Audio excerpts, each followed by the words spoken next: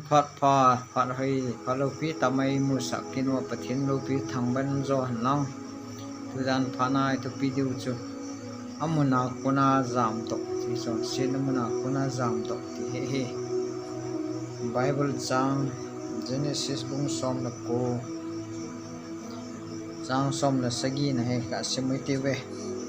ama ho chun apui do ron phanin mani na ki hen so the na tingovin jam do lo ju hong jong hong kinung he hi vin lang pai cham dunga jong pa hi he win thing thang lam jam lo ju ti lo le na ke su gam tha dingwa hi je ati pi hane Bible thing suna pathin chan chan phathi bu pe han lang so bil now te ho uzan phanin gil ten gel le yum namun wa im sot beo tam ti ngai tu ta he gil ten gel le han imun wa ho chon sit namun ho he ida ha loi phanai ta hi position amuna den he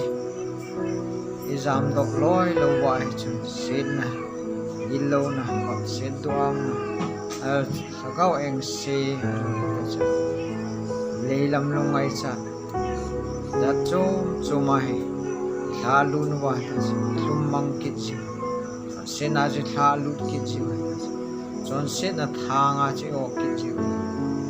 chỉ chọn mun là mun nào con ai tin đó chỉ đó exam đó chọn xin là chú Joseph đồng chú jam độ san bằng chú jam độ san tiếng là mal song na cái pa na bầu bung đâm na cái gam sung đâm này nam sung đâm này để chọn mun là mun ako na den lo Krista Jesu nung ri nang Christian di tani asun chọn xin là mun ako na jam độ loi phan này tai ti tu jam phan sei no man hi ulanau te ho Kau yang sila Chongset gilaw na ahin ki ven na di bahin alole involve ki garden na di bahin amuna kona he ichi do ngai kal son do ngai exam do ngai hi teng chal leilung ngai cha cha so pompa sin na du ang kam nonggel ngai tu na ho lung suma kona ise la ma ho na ding ama pa chai ma thang ba ampi ho ngai tua kal sunga ichi do phan he tai sei no mun he ul na ta jan phan he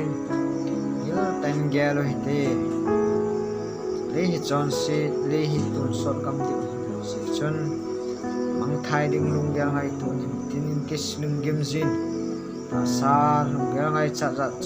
cho mai lung ya ala jung iseng jing amuna hin cham sot den jing jing lei kam jesun ki pat do chi loi phat tai thi sei no zan sot zo chi la su no nai tai thim na toi pai thau ngai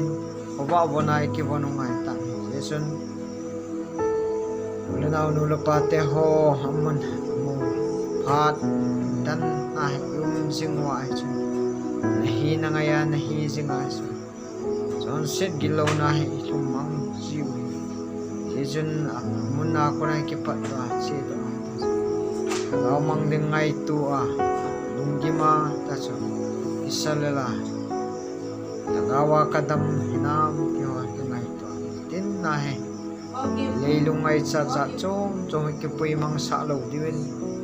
tu jan phanin ul naw te ho ki ti phonom kin he Jesun leilung ngay na papsit tuam na may sitsun itin na hin